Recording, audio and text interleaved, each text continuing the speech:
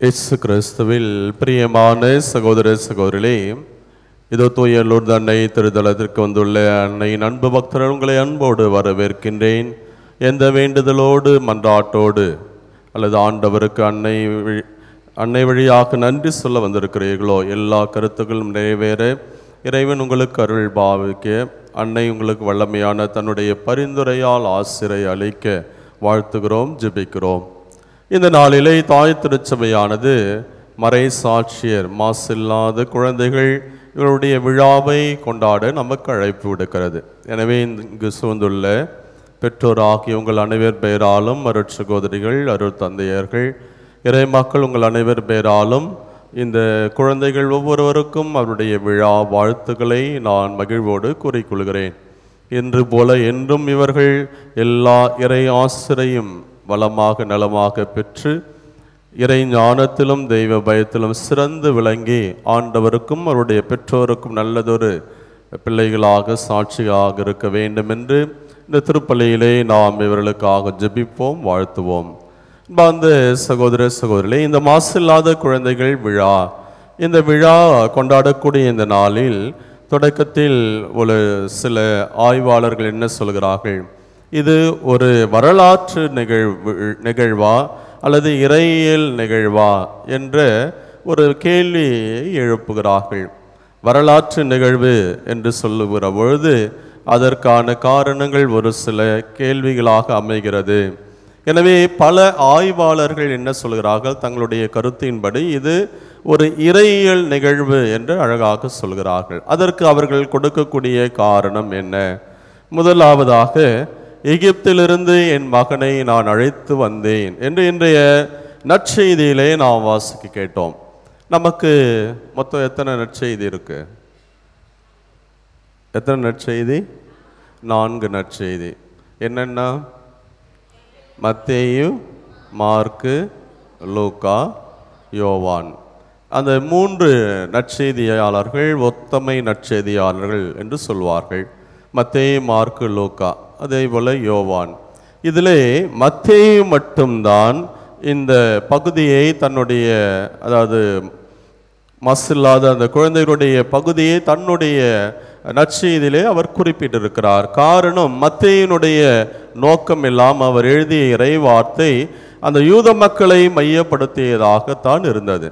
எனவே யூதர்களுக்காக மையப்படுத்தி எழுதப்பட்ட அந்த நற்செய்தி எகிப்து தேசத்திலிருந்து எப்படி மோசே அங்கு தோன்றி வந்தாரோ அதே போல எகிப்திலிருந்து தான் இவர்களுக்கு விடுதலை கொடுக்கக்கூடிய மெஸ்ஸியா வர வேண்டும் என்பதற்காக வலுக்கட்டாயமாக அந்த நிகழ்வை தன்னுடைய பகுதியிலே அவர் வைத்திருக்கிறார். அதைத்தான் இன்றைய நற்செய்தியிலும் கூட அழகாக சொல்லப்பட்டிருக்கிறது. எகிப்திலிருந்து என் மகனை அழைத்து வந்தேன் என்று இறைவாக்கினர் வாயிலாக ஆண்டவர் உரைத்தது நிறைவேறியது. எனவே அந்த இறைவாக்கு நிறைவேறும் என்று ஒரே காரணத்துக்காக எகிப்திலிருந்து இந்த பகுதியை அவர் எடுத்துக்கொண்டார் என்று மிக அழகாக ஒரு கருத்தை சொல்லுகிறார்கள். இரண்டாவதாக ஒரு கருத்து என்பது ஒரு இலக்கிய யுக்தி. பல குழந்தைகள் பிறந்து பல குழந்தைகள் இறக்கப்படுகிற போது ஒரே ஒரு குழந்தை மட்டும் அங்கு தப்பித்து வந்தால் அதுதான் ஒரு ஹீரோயிசம். எந்த ஒரு நாம் படத்தை பார்த்தாலும் கூட எல்லாரும் அடிபடுவார்கள், ஆனால் கதாநாயகன் மட்டும் எப்படியாவது அந்த நிகழ்விலிருந்து தப்பித்து வருவார். அதே போல இங்கு அந்த ஒரு இலக்கிய யுக்தியை அவர் பயன்படுத்தி இருக்கிறார்.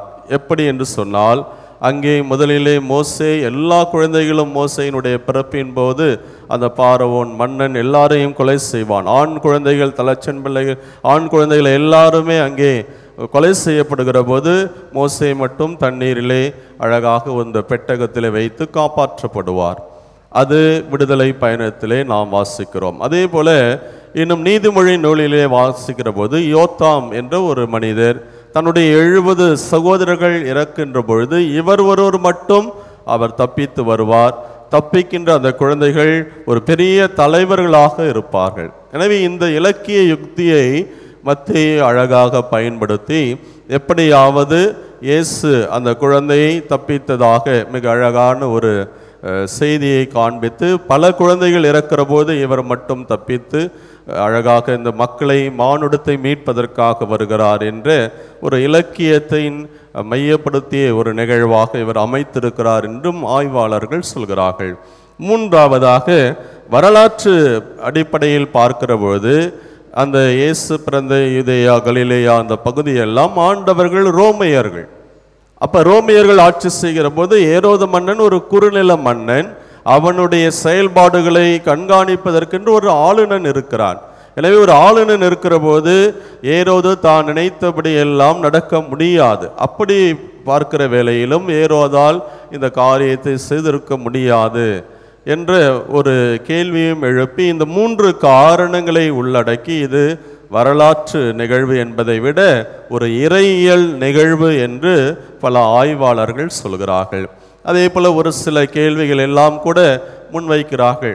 ஆண்டவர் கடவுள் தன்னுடைய குழந்தை மற்றும் காப்பாற்றி மற்ற குழந்தைகளை எல்லாம் பலி கொடுக்க வேண்டுமா? அதே போன்று உடன் பிறந்த திருமுழுக்கு யோவான் தப்பித்தது எப்படி என்ற ஒரு சில கேள்விகளை எல்லாம் எழுப்பித்தான் இப்படிப்பட்ட ஒரு இறையியல் நிகழ்வு என்கின்ற ஒரு காரணத்தை முன்வைக்கின்றார்கள். அன்பார்ந்தவர்களை, நம்முடைய அறிவு சார்ந்த அடிப்படையில் 1000 காரணங்களை நாம் யோசித்தாலும் இந்த அற்புதமான திருவிழா நமக்கு சொல்லக்கூடிய செய்தி என்ன? மாசில்லாத குழந்தைகள் மறைசாட்சியராக கடவுளுக்கு தங்களை முழுவதுமாக அர்ப்பணித்தார்கள். எனவே இவருடைய அந்த குழந்தைகளுடைய அர்ப்பணிப்பு இறைவனுடைய அந்த மிக சிறப்பான வாழ்விற்காக தங்களுடைய அர்ப்பணிப்பு எந்த விதமான ஒரு முன்சார்பு என்ன இல்லாமல் தங்களை முழுமையாக அர்ப்பணித்தனுடைய வெளிப்பாடாக அமைகிறது என்பதை நாம் ஏற்றுக்கொள்ள வேண்டும். அன்றைக்கு குழந்தைகளுக்கு நிகழ்ந்த அந்த ஒரு கொடுமை இன்றைக்கும் நம்முடைய அன்றாட நாளிலேயும் நிகழ்விலும் நடந்து கொண்டுதான் இருக்கிறது. எனவே எப்பொழுது யாரும் எதிர்த்து பேச முடியாது அல்லது தங்களுக்கு எதிராக ஒரு வன்மம் அடக்குமுறை நடக்கிற போது அதற்கு குரல் கொடுக்க முடியாத கையறு நிலையிலே ஒரு நிற்கதியாக நிற்கிறார்கள். எல்லாருமே மாசற்ற குழந்தைகள் தான் என்பதை அந்த ஆய்வாளர்கள் மிக அழகாக சொல்லி தந்த கட்டுரையை முடிக்கின்றார்கள். நம்முடைய வாழ்க்கைக்கும் நாம் அதை கற்றுக்கொள்ள வேண்டும். இந்த குழந்தைகளுக்கு எதிராக இன்றைக்கு சமூக தொலைத்தொடர்பு சாதனங்கள் எல்லாம் அதிகமாக வளர்ந்துவிட்ட நிலையில் ஒவ்வொரு நாளும் தொலைக்காட்சிகள் அல்லது செய்தித்தாட்களை நாம் பார்க்கிற பொழுது இன்றைக்கு குழந்தைகளுக்கு எதிராக நடக்கக்கூடிய வன்முறைகள் மிக அதிகமாக இருக்கிறது. எனவே அந்த குழந்தைகளை பாதுகாக்க வேண்டிய கடமை பொறுப்பு பெற்றோராகிய நமக்கு இன்னும் அதிகமாக கூடுதலாக இருக்கிறது என்பதை நாம் உணர வேண்டும். இன்றைக்கு ஒவ்வொரு ஆண்டும் இந்த குழந்தைகளுக்கு எதிராக நடக்கக்கூடிய குற்றவியல் எண்ணிக்கை கூடுதலாக கொண்டுதான் இருக்கிறது, குறைந்த பாடில்லை. எவ்வளவு கடுமையான சட்டத்திட்டங்கள் இன்றைக்கு அரசு அல்லது நம்மை நடத்தக்கூடிய அதிகாரிகள் கொடுத்தாலும் கூட அதையும் தாண்டி குழந்தைகளுக்கு எதிராக நடக்கூடிய வன்முறைகள், அது பாலியல் சம்பந்தமாக இருந்தாலும் சரி, உடல் சார்ந்த ஒரு கொலை முயற்சியாக இருந்தாலும் சரி, நிறைய நடந்து கொண்டிருக்கிறது என்பது நிதர்சன உண்மையாக இருக்கிறது. எனவே இந்த நாளில் நாம் ஒவ்வொருவரும் பெற்றோராகிய நாம், பெரியவர்களாகிய நாம் கற்றுக்கொள்ளக்கூடிய பாடம் அல்லது செய்யக்கூடிய கடமை என்று வருகிற வேளையில் நாமும் இந்த குழந்தை பருவத்தை கடந்து வந்துதான் இருக்கிறோம். பிள்ளைகளாகிய இவர்களுக்கு அவருடைய உணர்வுகளை நாம் உணர்ந்து கொண்டு அவர்களை நேரிய வழியில் நடத்தக்கூடிய பெற்றோராக இருக்க வேண்டும். அடிக்கடி நான் சொல்லக்கூடிய வார்த்தை, கண்கெட்ட பிறகு சூரிய நமஸ்காரம் பயனற்றது. எனவே கிராமப்புறமாக இருந்தாலும் சரி, நகர்ப்புறமாக இருந்தாலும் பெற்றோராகிய நாம் நமது கடமை, நம்முடைய கண்காணிப்பு குழந்தைகள் மீது ஒவ்வொரு நொடியும் இருக்கிற வேண்டும். இன்றைக்கு வேலைக்கு செல்லக்கூடிய பெற்றோராக இருக்கிறோம். எனவே அவரவருடைய கடமையை மிக வேகமாக ஏதோ ஒரு சாப்பாடு செய்து அவர்களுக்கு திணித்து விட்டு அவர்களை பார்க்கக்கூடிய பெரியவர்கள் இருக்கிறார்கள். அல்லது ஏதோ பேருந்து வருகிறது, தூக்கி கொண்டு அவர்களை போட்டோம் என்று சொன்னால் சாயந்தரம் 6 மணிக்கு தான் அடுத்தது அவர்களை பற்றிய ஒரு நினைப்பு.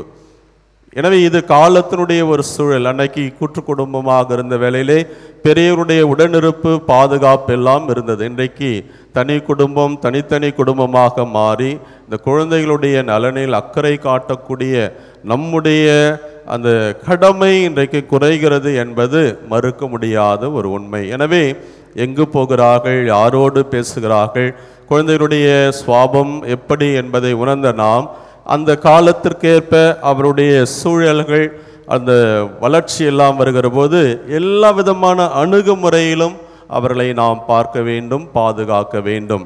அந்த கண்காணிப்பு தவறுகிற போது ஏதோ ஒரு காலகட்டத்திலே கண் கசக்கி நிற்க வேண்டிய நிற்கதியில்தான் நாம் இருப்போம் என்பதை உணர வேண்டும். எனவே அந்த சம்பாதிப்பது, ஊதியத்தை பார்ப்பது என்ற காரணத்தை கடந்து பிள்ளைகள் மீது கூடுதலாக நாம் கவனம் எடுப்போம்.